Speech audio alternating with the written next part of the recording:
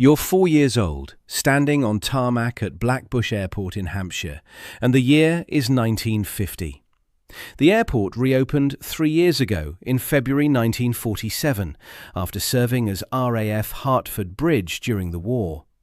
Now it sits in the civil parish of Yateley in northeast Hampshire, a civilian hub where Britavia established its maintenance base in 1947. Where Dan Air transferred its main operating base after acquiring its second Dakota, where Airwork operates charter services and trooping flights while engaged in aircraft modification. A dozen small airlines run routes that didn't exist 5 years earlier. The airport is busy, chaotic, alive with the sound of engines warming up and ground crews shouting instructions across the apron. Your father holds your hand. Your mother carries the overnight bag. Around you, the smell of aviation fuel mixes with damp English grass and the particular metallic tang of machinery that's been running hard since dawn. Ground crew in oil-stained overalls push trolleys loaded with luggage across the concrete. Somewhere behind you, a Dakota is being loaded with mail, its twin engines idling with that distinctive rumble. The wind carries the scent of cut grass from beyond the perimeter fence, mixing with exhaust fumes and the sharp chemical edge of high-octane fuel. You don't notice any of this consciously. You're 4 years old, and your attention is fixed on what's directly ahead. The Avro York fills the sky in a way nothing you've ever seen has filled the sky. 4 Rolls-Royce Merlin engines mounted on broad wings. A fuselage the size of a small house, painted in airline livery with the company name running along the flank. A tail assembly that makes it look like something from a picture book about the future. The aircraft's prototype made its maiden flight on July 5, 1942, from Manchester Ringway. And now, 8 years later, you're about to board one of its descendants. You don't know any of this yet.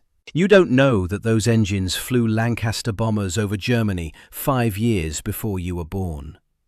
You don't know that your father recognizes the sound because he heard it every night during the war, either bringing the boys home or not bringing them home.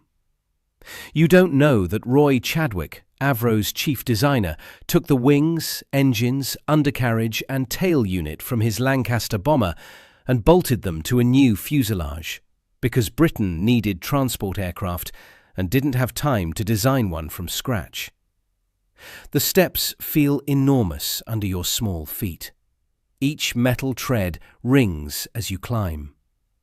The cabin door opens into an interior that smells of leather and aviation fuel and machine oil and something else. The particular scent of an airframe that's been flying hard for years, absorbing cigarette smoke and perspiration, and the indefinable human residue of thousands of passengers who've sat in these seats before you. The seats are armchairs. Actual armchairs, large and leather-covered, cool under your small hands, arranged 3 abreast with an aisle down the middle. Records describe them as large armchair-style seats, often leather in early airline service. Skyways configured at least one aircraft with around 30 seats. In a typical passenger arrangement, the York accommodated 21 passengers in a 3 abreast layout, split between fore and aft cabins. The main entrance door sits between the 2 cabin sections, flanked by cloakrooms and a lavatory. A kitchen and baggage hold occupy the rear of the aircraft. You find your seat in the forward cabin. Through the doorway behind you, you can see the aft cabin, identically arranged, more leather armchairs, more passengers settling in, adjusting coats, stowing bags beneath seats. Your mother adjusts her hat. Your father folds his newspaper and tucks it into the seat pocket. The steward moves down the aisle, checking that everyone is seated. And then the first Merlin coughs into life. The propeller catches, blurs into a silver disc, and the engine roars. The second Merlin follows, then the third, then the fourth. The airframe shudders beneath you, a vibration that runs up through your seat and into your spine. The leather trembles under your palms, the windows rattle in their frames, and suddenly you understand that the word noise is completely inadequate for what's happening to your body. 98 decibels. That's not a number from an engineering manual or an estimate extrapolated from similar aircraft. That's a verified measurement from aircraft investigation records. Propeller noise in flight, 98 decibels. Modern wide-body aircraft at cruising altitude produce noise below 85 decibels. The York exceeded that by 13 decibels.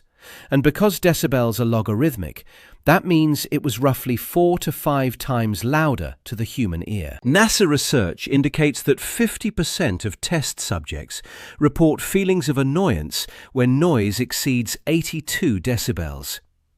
At 98 decibels, the York exceeded that threshold by 16 decibels. Strong tones, such as those produced by propellers, tend to cause increased annoyance, according to NASA's findings, meaning propeller noise is particularly grating, a frequency that gets under your skin in ways that other sounds don't. You had to shout to be heard by the person sitting next to you. That quote comes directly from people who flew in Yorks, recorded on aviation forums decades later by their children and grandchildren. Not a paraphrase, not an interpretation. That's what they said, over and over. Because you don't forget being inside a machine that makes normal conversation impossible. The person whose shoulder is touching yours, whose arm brushes against yours when the aircraft banks, that person might as well be in another room. Communication happens through gestures, through written notes, through lip reading if you're lucky. Normal speech simply doesn't work. The insulation was identical in passenger and freight versions. The only major complaint was noise, one account notes.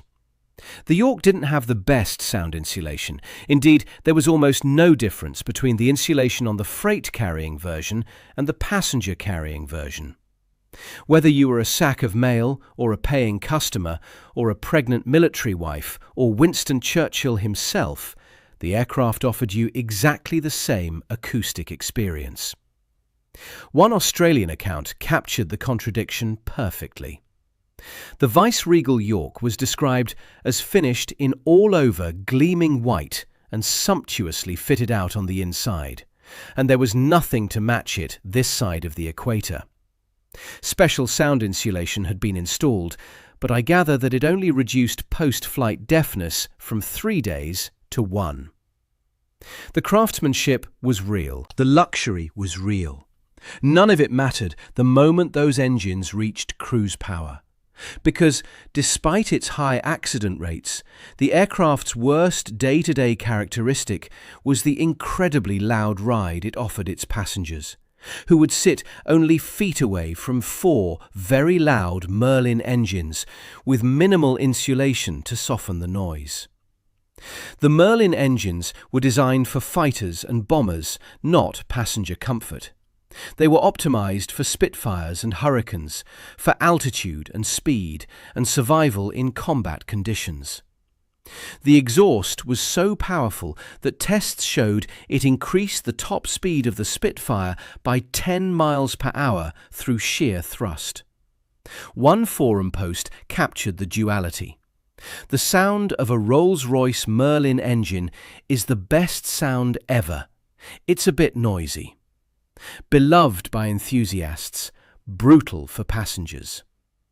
A passenger account from 1954 describes flying from Ceylon to London on a Skyways York.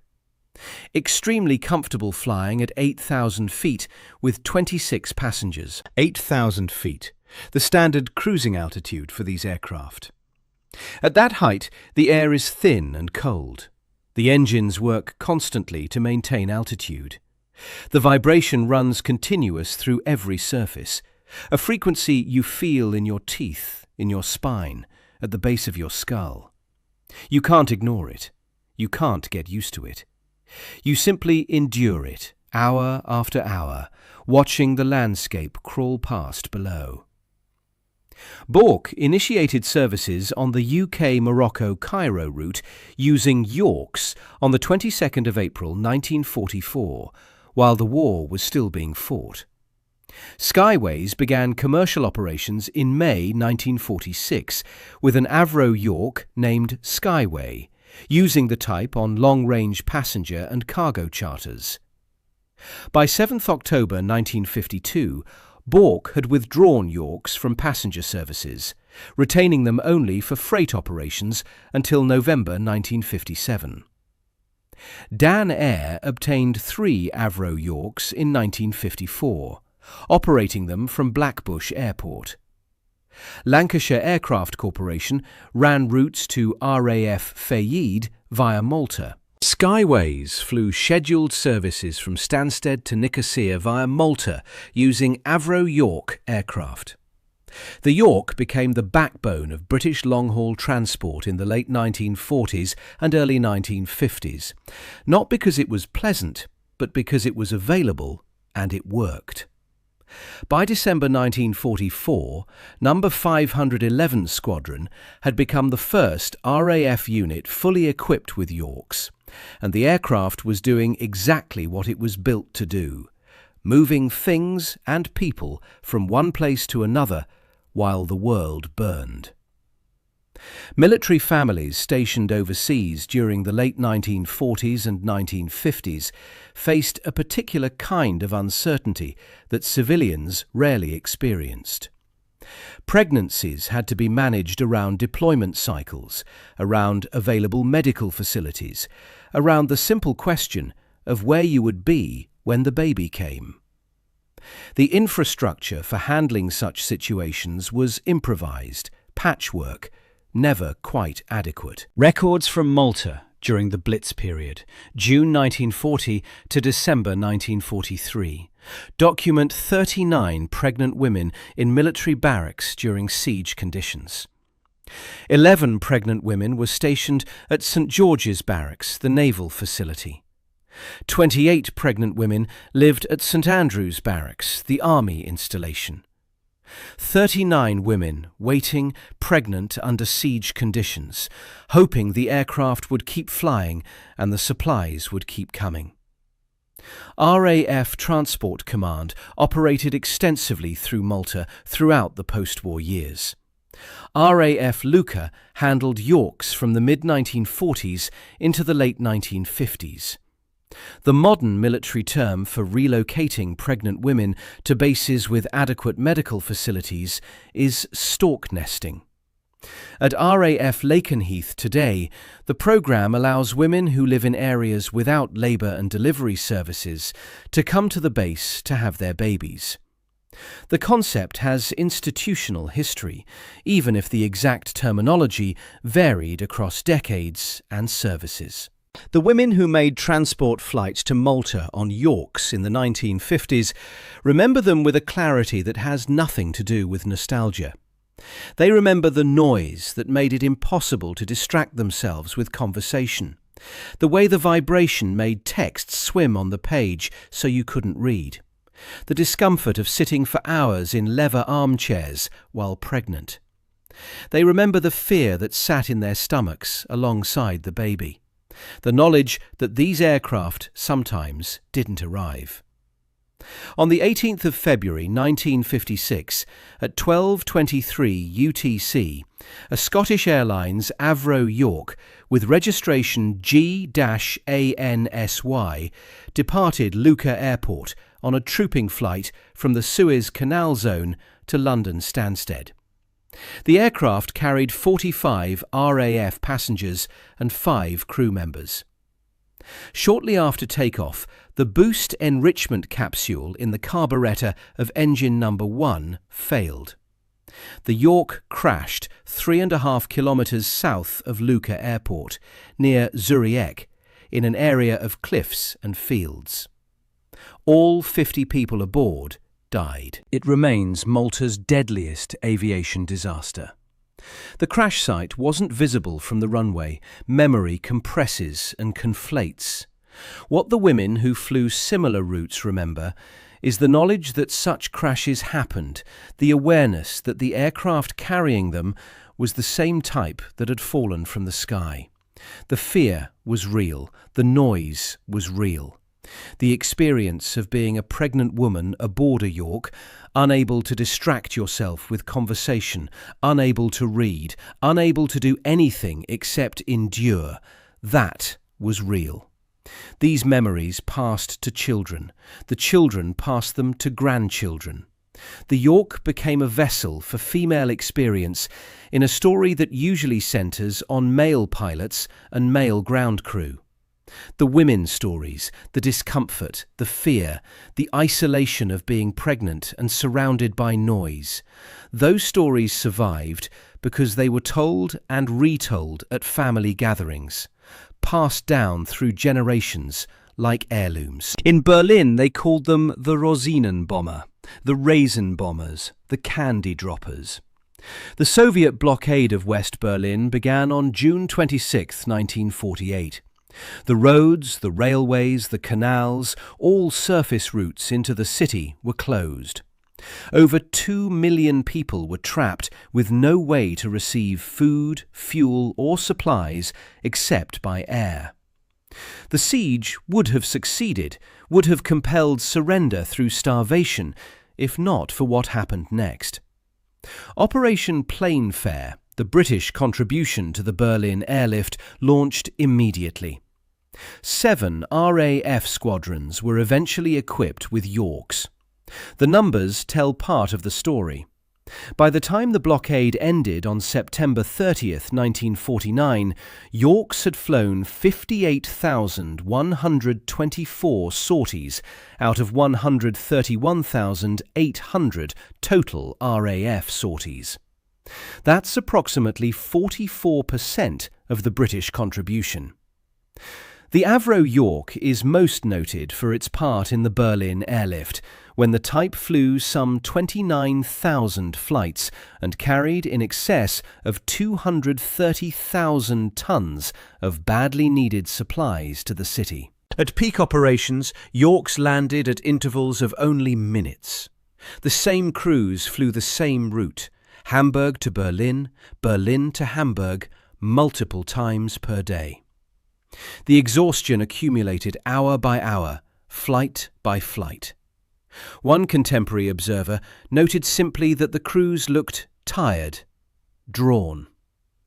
Official accounts record that every month 10% or more of the aircrew were affected by fatigue and poor morale.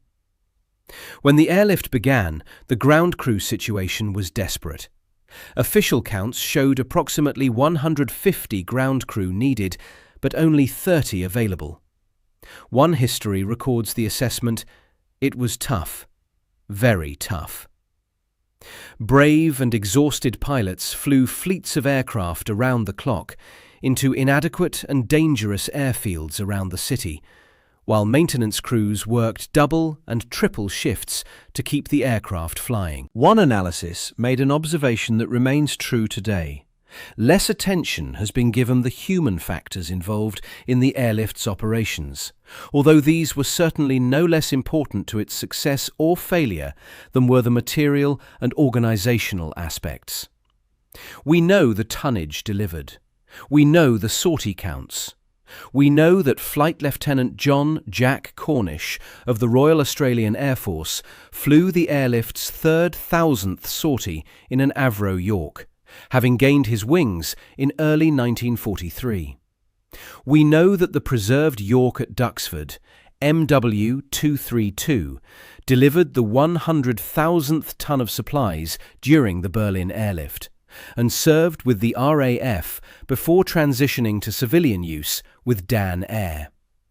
What we know less about is what it felt like to fly the same route hour after hour, day after day, in an aircraft so loud you couldn't hear yourself think. What it felt like to land, refuel, load cargo, and take off again while your body screamed for sleep. What it felt like to do this for months while the world watched and Berlin waited, and the alternative was letting 2 million people starve. One child was 7 years old during the blockade. She remembers asking her grandmother if they should go downstairs to the cellar when the aircraft first appeared overhead. But her grandmother told her this time the planes were bringing food and coal. She remembers being very sleepy in the mornings because of the noise of the aeroplanes in the night. That's a Berlin child, not an aircrew child. But it captures something important about the airlift's pervasiveness. For the crews who flew it, for the families who waited at home, for the children who heard the stories, the airlift was a defining experience that shaped everything that came after. The crews went home and told their children what they'd done. The children grew up knowing that their fathers had been part of something that mattered. The grandchildren heard the stories and wondered what it had been like to fly those routes, to feel that exhaustion, to carry that responsibility. Between 2012 and 2013, an organisation called Legacy captured 50 interviews with British veterans who took part in the Berlin Airlift: pilots, ground crew, engineers. 50 voices recorded, 50 sets of memories preserved, 50 accounts of what it felt like to be part of something that mattered. That was already more than a decade ago.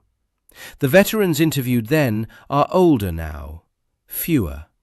The window is closing. At the end of the Cold War, the York's story moved north.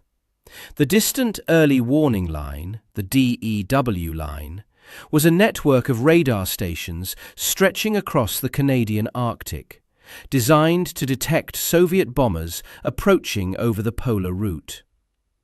The line went operational in 1957, but construction and supply operations had been running for years before that. Aviation historian Larry Milbury wrote that of all dewline air freighters, the Avro York held a particular place. The aircraft's cargo capacity, its range, its ability to operate from rough strips, made it useful for exactly the kind of work the Arctic demanded. Heavy loads into remote locations where nothing else could reach. The conditions were brutal. The cold cracked airframes. Ice froze control surfaces. The isolation meant that when something went wrong, help was hours away, if it came at all. The Canadian accident record for York operations reads like a catalogue of what happens when machinery is pushed past its limits in conditions it was never designed for. On April 11, 1955, an Associated Airways York crashed on takeoff at Yellowknife in the Northwest Territories. The very next day, April 12, 1955, an Arctic Wings York was damaged beyond repair after hitting a snowbank at Hall Beach Dewline Aerodrome. On 26 May 1955, another Associated Airways York hit an obstacle on takeoff from Edmonton Municipal Airport in Alberta.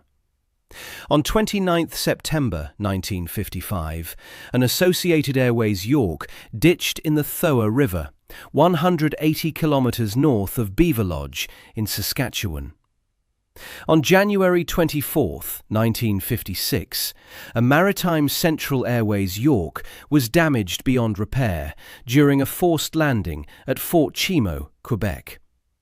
On September 13, 1956, a Pacific Western Airlines York was damaged beyond repair after an accident at Cape Perry in the Northwest Territories. On the same day, 13 September 1956, a Transair York overran the runway at Hall Beach DEW Line Aerodrome.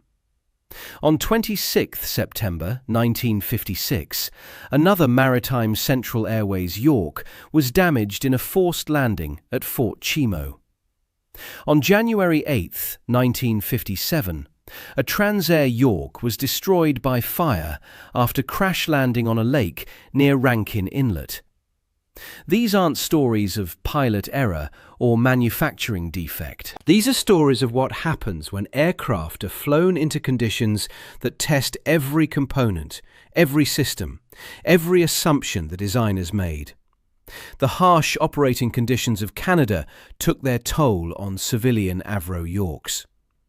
The mechanics who kept those aircraft flying, the men who serviced engines at 40 below zero, who worked with frozen fingers to replace parts that weren't designed for Arctic service, who somehow kept the supply lines open while the airframes cracked and the engines seized.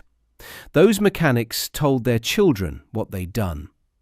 The children grew up knowing that their fathers had worked on machines that arrived ice-covered and oil-starved, pushed beyond design limits by schedules that didn't care about weather or fatigue or physics. The York was a workhorse everywhere it flew. In the Canadian Arctic, it was a workhorse pushed to breaking. In February 1943, the third Avro York prototype rolled out of the Avro factory and was immediately converted to VVIP transport. It was designated LV-633. It was named Ascalon, after the sword with which St. George slew the dragon. And it was the only York ever fitted with square windows. Prime Minister Winston Churchill initially used a converted B-24 Liberator bomber as his personal transport. The accommodations, according to one account, weren't especially comfortable. When the third Avro York was rolled out in February 1943, it was converted into a VVIP transport for the royal family, the Prime Minister and other dignitaries. Churchill swapped from the Commando, the Liberator, to Ascalon and never looked back. Churchill was never to be a Commando passenger again. The aircraft flew to Gibraltar, Algiers, Tunis, Tehran, Cairo, Adana in Turkey, Marrakesh. 2 days after the aircraft arrived at Gibraltar on 26 May 1943 to meet Churchill, it flew him to Algiers and Tunis before returning to Northolt on the 5th of June, after flying nearly 5,000 miles in 6 days. In late July 1944, King George VI used LV-633 to visit Rabat and Naples, accompanied by the Queen and Princess Elizabeth. Churchill's last flight in Ascalon was in October 1944, returning from Moscow via the Crimea, Cairo and Naples. That trip included Ascalon's longest single leg, almost 2,000 miles in 12 hours and 45 minutes non-stop between Cairo and Moscow. In all, Ascalon logged 804,650 miles in VVIP service before being transferred to No. 246 Squadron in February 1945, then to Avro Langer for repairs and refurbishment. The aircraft was finally struck off charge and scrapped in June 1954. The Yalta Conference took place from the 4th to the 11th of February 1945 in Crimea. Ascalon had entered service in February 1943 and remained operational throughout this period, available for the flights that carried British delegations to meetings with Soviet officials. Soviet hospitality was generous, with vodka by most accounts. The crew interactions with Soviet personnel were plausible, documented, expected. Somewhere in these flights, in the haze of diplomatic travel and wartime uncertainty, someone's grandfather got very drunk meeting the Soviets. That story landed with 45 likes in a YouTube comment section decades later. A family legend passed down through generations, funnier each time it was retold, anchored to the aircraft that carried him there. The historical context makes such a story entirely plausible. The human anecdote matters more than any accounting of the aircraft's diplomatic significance. Churchill's York was important because it carried Churchill. But it was also a vessel for family legend, for the stories grandfathers told at Christmas dinners, for the memories that outlived the men who made them. The York flew from its maiden flight on July 5, 1942, until 1964, when the last examples were retired from service with Skyways and Dan Air. The last York in service was GANTK with Dan Air, withdrawn in May 1964. The aircraft now preserved in the museum at Duxford. In those 22 years, the type transported supplies during the largest humanitarian airlift in history.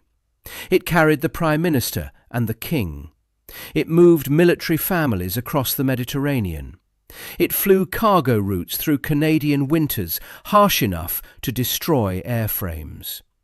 It connected an empire that was fragmenting, carried passengers to places they needed to be, and made every one of them profoundly uncomfortable for the duration of the journey. The sound, 98 decibels, shouting required for conversation, vibration through every surface, became the defining characteristic of the York experience. Not the leather seats, not the armchair comfort, not the glamour of long-haul travel in the early jet age's immediate predecessor. The noise. Always the noise. And the people who experienced it never stopped talking about it. The Imperial War Museum maintains oral history programs on early aviation. Transport museums across the UK incorporate social history and recognise the need for oral history in future displays. The International Bomber Command Centre Digital Archive contains interviews with eyewitnesses, personal papers and memorabilia from wartime service. British museums were among sponsors of oral history projects that captured the voices of people who were there. These institutional efforts matter. They create archives that researchers can access for decades.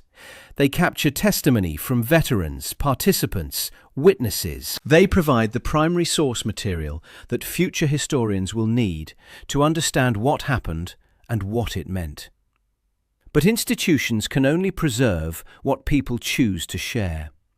Most family stories never make it to an archive. The 4-year-old's memory of boarding at Blackbushe, the spark that lit the fire of his passion for flight. That story lived in comment sections and family conversations, not in formal oral history programs. The daughter of the DEW line mechanic, the son of the Lancaster pilot who transitioned to transport duties, the women who remember being pregnant and terrified aboard York transports to Malta. Their stories survive because they were told and retold within families, passed down like heirlooms, alongside photographs and medals, and the lingering smell of aviation fuel that never quite left certain jackets. The people who flew as York passengers in the late 1940s and early 1950s, at age 4 or 14 or 20, would now be 75 to 95 years old. The people who worked on Yorks, who maintained them, who loaded them, who watched them take off from airfields in Britain and Germany and Malta and Canada, those people are the same age or older. Many have already died. Many more will die in the next decade. The window for capturing their memories directly is closing. Their children are in their 50s and 60s now. Their grandchildren are raising families of their own. The chain of transmission is stretching thin. Each generation removes the story one step further from the original experience, smooths the details, loses the specificity that makes memory feel real. In a flood of algorithmically generated content, a horrific flood of AI slop, as one viewer put it, these are real memories, real experiences. Real people who boarded real aircraft and felt real sensations that they couldn't forget and couldn't stop describing to anyone who would listen. The 4-year-old who boarded at Blackbushe in 1950 wrote decades later that memory was the spark that lit the fire of my passion for flight. He's watching. He's remembering. He's comparing what we say against what he knows to be true. So is the daughter of the DEW line mechanic who kept Yorks flying in conditions that should have grounded them. So is the son of the veteran who flew transport routes during the Berlin Airlift until exhaustion became a permanent state. So are the grandchildren of women who remember transport flights to Malta, who remember being pregnant and unable to hear themselves think, who remember the fear that lived in their stomachs alongside the baby.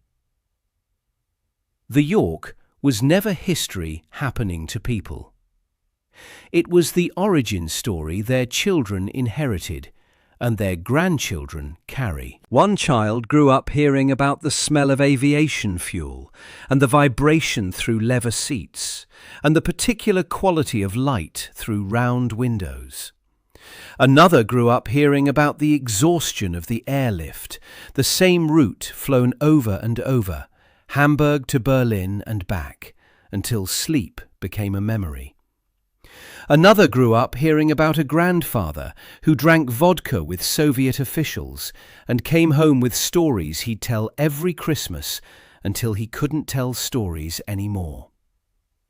These stories shaped their children. The children became engineers, pilots, historians, enthusiasts. They joined aviation forums and posted comments under YouTube videos and argued about specifications because the specifications were a way of staying connected to something that mattered. They visited Duxford and stood next to MW232, the aircraft that delivered the 100,000th ton during the Berlin Airlift, and imagined what it would have been like to hear those Merlins at full power, to feel that vibration, to be part of that effort. The aircraft sits there now, preserved and silent, its engines cold. You can walk around it, you can read the plaques, you can imagine the sound. But imagination isn't memory.